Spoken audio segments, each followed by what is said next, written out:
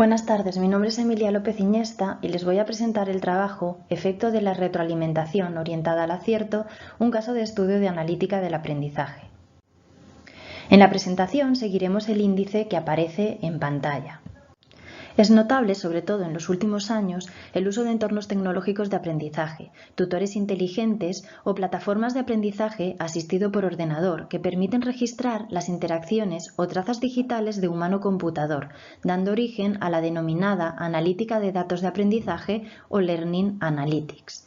En concreto, el estudio de las interacciones registradas durante la realización de una determinada tarea pueden contribuir positivamente a la comprensión de los distintos factores involucrados en los procesos cognitivos y las estrategias seguidas por el estudiantado. Por otro lado, se puede señalar que la incorporación de mensajes de ayuda proporcionados al alumnado, comúnmente conocidos como feedback o retroalimentación, resulta de gran importancia, ya que se trata de uno de los recursos más efectivos y utilizados para aumentar el aprendizaje del estudiantado. Pasamos a describir el experimento piloto realizado, en el que se ha utilizado un entorno tecnológico denominado Read and Learn, una aplicación informática para la investigación, con la que se pueden realizar experimentos para analizar las estrategias del estudiantado cuando se enfrenta a situaciones en las que ha de leer un enunciado y contestar una serie de preguntas en un contexto digital. El objetivo del experimento consiste en medir el impacto del uso de una retroalimentación orientada al acierto frente a no mostrar mensaje de retroalimentación alguno. Este estudio exploratorio se ha realizado en un grupo de alumnado universitario que cursaba la asignatura de Tecnologías de la Información y Comunicación como recurso didáctico en Ciencias y Matemáticas, en el grado de maestra de Educación Primaria en la Universidad de Valencia. Para ello, se diseñó un experimento piloto para estudiar el rendimiento en función del tipo de retroalimentación recibido en la resolución de problemas del contenido de la asignatura, estructuras de programación por bloques, entornos informáticos o robótica educativa. El alumnado se dividió en dos grupos de manera aleatoria.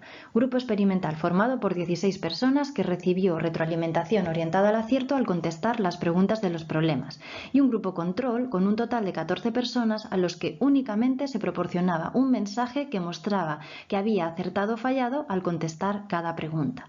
Los experimentos se desarrollaron en una sesión de 2 horas y el alumnado debía resolver 4 problemas distintos.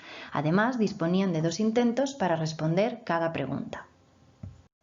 Para este análisis exploratorio se extrae con Read and Learn variables relacionadas con el tiempo, por ejemplo, el tiempo total de resolución de un problema o el tiempo total de lectura en cada una de las preguntas. Un análisis descriptivo que se puede realizar consiste en estudiar el número medio de veces que el alumnado consulta el enunciado de los problemas en cada uno de los grupos, tanto en el primer como en el segundo intento. Los resultados sugieren que el efecto de la retroalimentación hace que el grupo experimental emplee más tiempo en la búsqueda de los textos al aumentar el número de búsquedas en los enunciados. Por otro lado, se puede ver en la figura 1 el tiempo medio que el alumnado tardó en resolver completamente cada uno de los problemas con sus preguntas asociadas.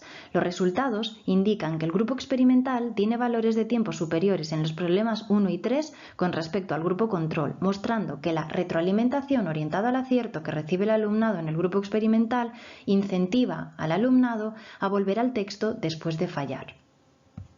Como conclusiones, señalar la utilidad de emplear entornos tecnológicos como Read and Learn para reflexionar sobre la práctica docente y el diseño de experimentos que se pueden realizar para investigar sobre el efecto de la retroalimentación.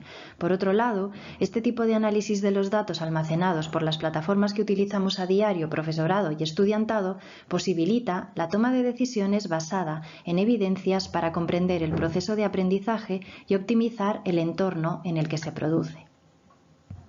Queremos agradecer la financiación de los proyectos de innovación y del Ministerio que nos han permitido desarrollar este trabajo. Por último, les presentamos las referencias bibliográficas consultadas sobre analítica de datos en educación y retroalimentación orientada al acierto. Y solamente nos queda agradecer su atención. Hasta pronto.